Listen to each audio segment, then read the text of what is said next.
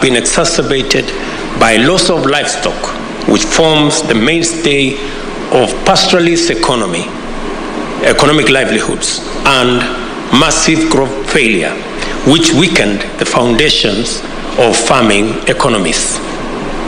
In addition to drought, African populations are experiencing floods, heat waves, and outbreak of climate change-related diseases. African livelihood, security and development is in danger and will remain at stake unless we collectively wage aggressive combat to reverse the situation through policies and other institutional action to implement mitigation, enhance adaptation, and build resilience. The looming climate disaster is particularly tragic for Africa, which is entering a new, promising era of peace and prosperity as the continent of the future. Many vital indicators affirm that indeed Africa is rising, powered by its youthful population, energy, resources, and hope. It is important for Africa to undertake concerted action to win the war on climate change because it is disproportionately affected by its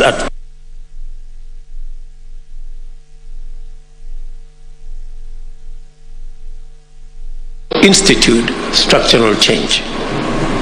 The institutional configurations and economic resets emanating from this structural change will install Africa not only as a continent of the future, but as the world's green economic superpower. Africa is abundantly endowed with all the resources required to power green industrialization. Our clean and green power potential is incomparable. Just to give you indications, 92% of our grid in Kenya is clean and green.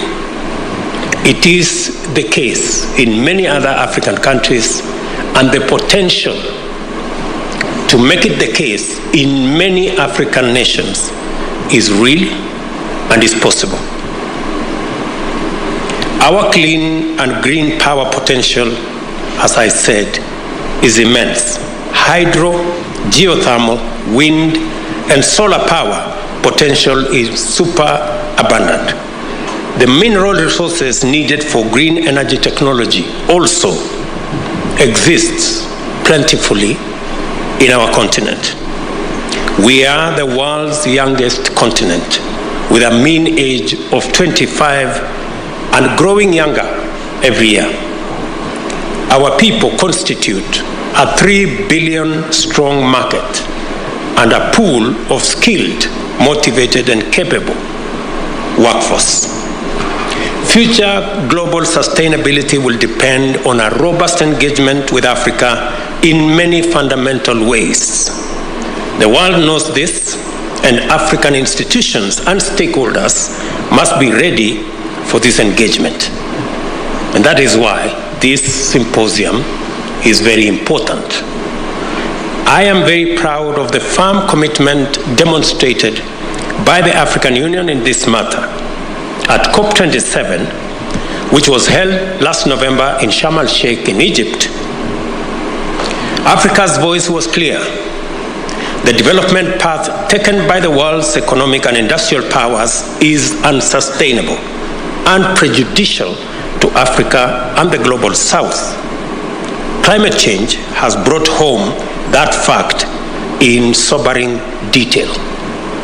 Africa is emphatic that although prosperity is an urgent goal to liberate our people from the indignity of poverty and inequality, the path of pollution is not an option.